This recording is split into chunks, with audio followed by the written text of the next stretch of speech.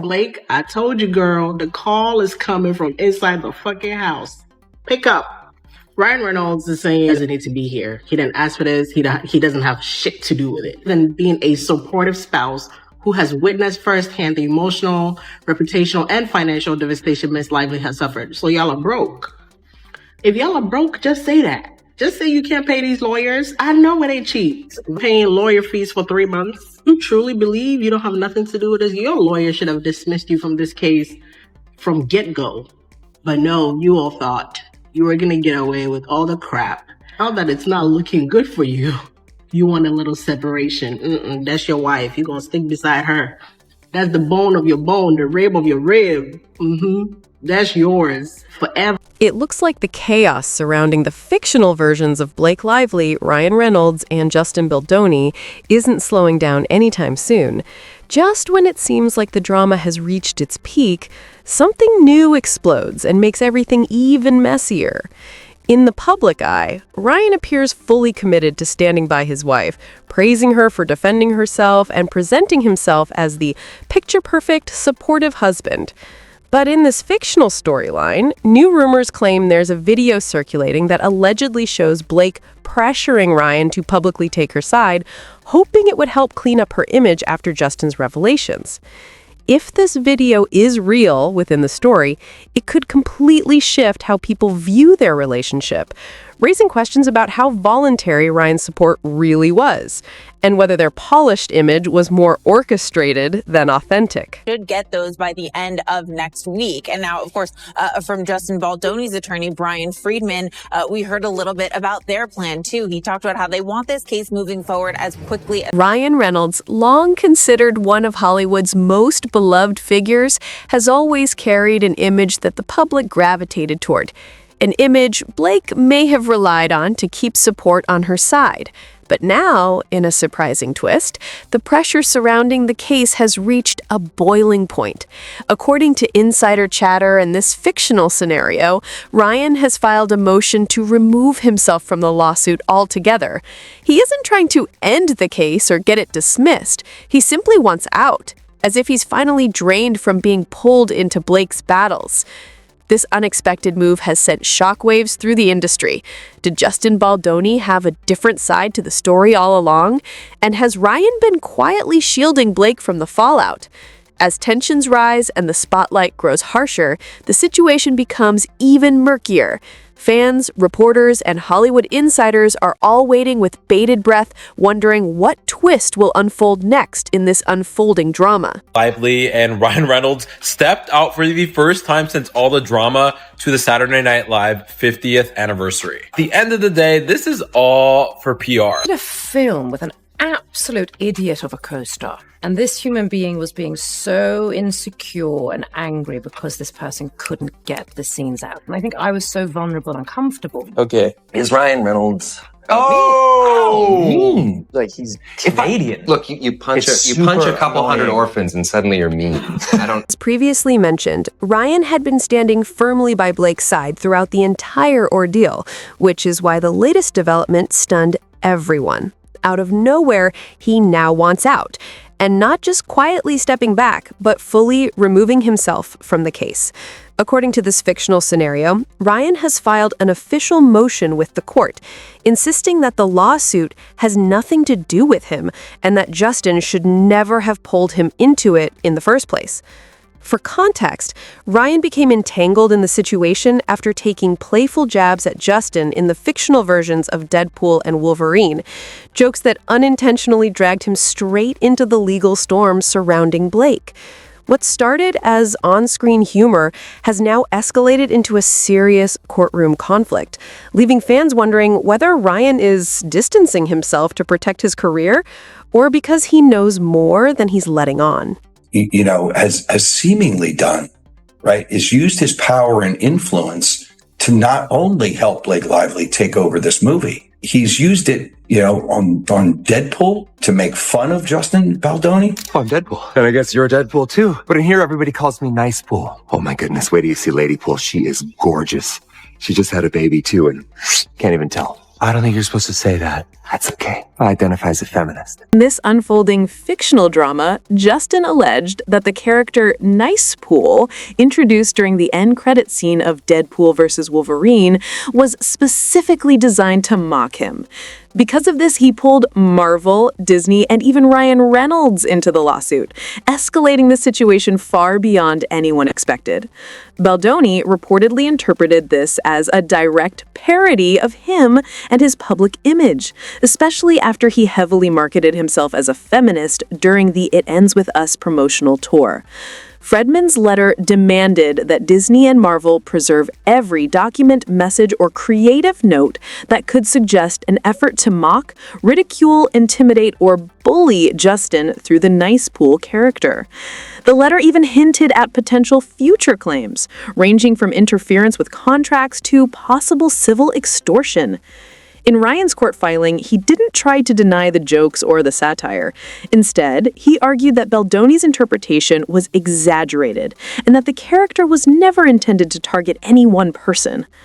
Ryan's stance made it clear. If Baldoni felt attacked, that was on him, not on the creative team behind the film. Reynolds' legal team argued that Baldoni's thin-skinned outrage over a satirical movie character had no legitimate legal footing whatsoever. Still, an insider claimed that Baldoni's lawyers now intend to dissect every corner of the Deadpool franchise, its funding, its writer's room, and even the actors and producers who may have known about the supposed parody during production. And because Ryan didn't outright deny that Nice Pool was loosely inspired by Justin in this fictional scenario, the case may expand even further. Baldoni's team is reportedly trying to prove that the character was part of a coordinated effort to embarrass him publicly. Ryan also acknowledged, at least according to these fictional reports, that the Nice Pool concept drew from Justin's public persona, which unintentionally pulled Hugh Jackman, the directors, the producers, and even Disney into the controversy. Yet now, Ryan is fighting to remove himself from the lawsuit entirely. In his filing, Ryan described himself as nothing more than a supportive spouse who had witnessed the emotional, reputational, and financial toll this ordeal had taken on Blake. Another insider added that Ryan felt Baldoni was trying to shame him simply for being confident enough to stand by his wife during a difficult moment, twisting his loyalty into something sinister. In this fictional storyline, Ryan's team insisted that he had simply stood by his wife and that any strong opinions he expressed about Justin were based on what he genuinely believed at the time, not an attempt to smear anyone. The court documents in this fictional scenario emphasize that Justin's amended complaint failed to provide any convincing evidence that Ryan didn't believe his own statements, weakening the foundation of the defamation claims. However, Justin's lawyer pushed back hard, arguing that Ryan's enormous Hollywood influence had been weaponized against Justin from the moment tensions began. According to these fictional claims, Reynolds' power and connections were allegedly used to pressure agencies like WME and to disrupt Justin's career momentum. Some insiders even claimed that Ryan's fingerprints had been visible in the supposed smear campaign from the start, accusing him of reducing serious allegations to mere hurt feelings, thereby sidestepping accountability. Fans quickly took sides. A wave of online criticism targeted Ryan's motion to withdraw from the case, with rumors circulating that he had only gotten involved to support Blake after she allegedly urged him to strengthen her position publicly. Fueling speculation was a fictional text Blake supposedly sent Justin comparing herself to Daenerys Targaryen from Game of Thrones. If you ever get around to watching Game of Thrones, you'll appreciate that I'm Khaleesi, and like her, I have a few dragons, usually for better. They protect the people I fight for, and you will too.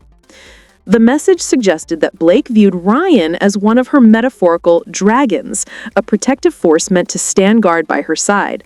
This only intensified talk that Ryan may have been pressured into playing a role he never wanted. Now, with Ryan moving to extract himself from the lawsuit entirely, the fictional drama has escalated even further.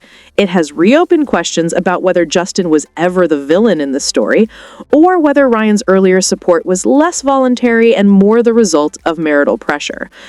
What's left is a tangled web of personal loyalty, professional rivalry, legal maneuvering, and Hollywood power plays, all unfolding under a harsh public spotlight, leaving everyone involved under intense scrutiny as the case continues to unfold and new revelations threaten to shift the entire narrative once again. His lawsuit won't hold up in court. He says him referring to Baldoni as a predator is constitutionally protected opinion. Blake's husband also rips Baldoni's lawsuit as essentially a burned book and claims Justin is trying to shame him for sticking up for his wife.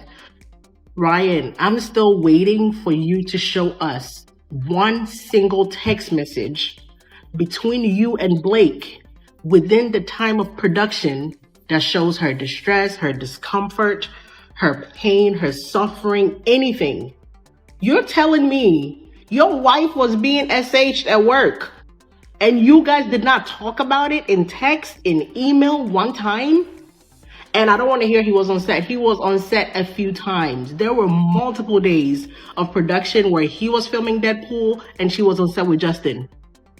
You knew this whole time. You've been paying lawyer fees for Word around Hollywood's shadowy corners is that even the fictional husband of the character based on Blake isn't safe from her intense, image-obsessed determination. Sources in this dramatic universe claim she pressures him into backing her legal battles, not out of loyalty, but to strengthen her public persona.